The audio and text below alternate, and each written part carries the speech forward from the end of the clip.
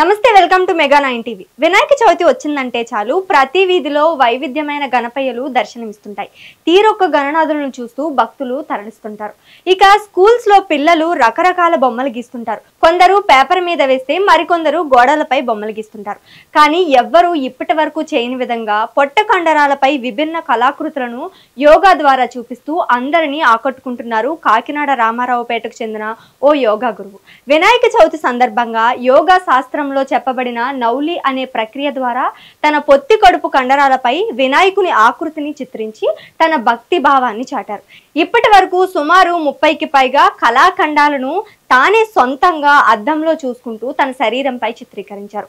అందరినీ ఆశ్చర్యానికి గురి చేస్తున్నారు.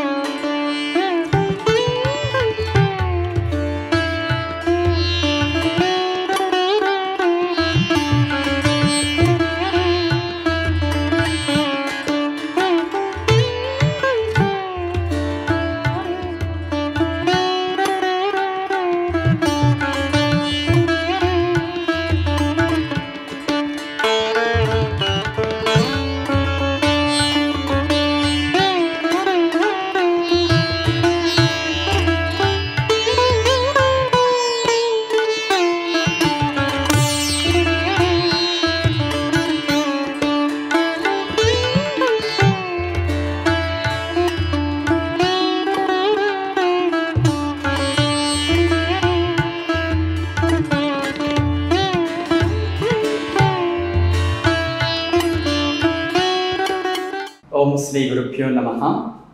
నా పేరు సద్గురు సచ్చిదానంద యోగి, ఆదిగురు యోగపీఠం, కాకినాడ. మీ అందరికీ మొదటిగా వినాయక చవితి శుభాకాంక్షలు.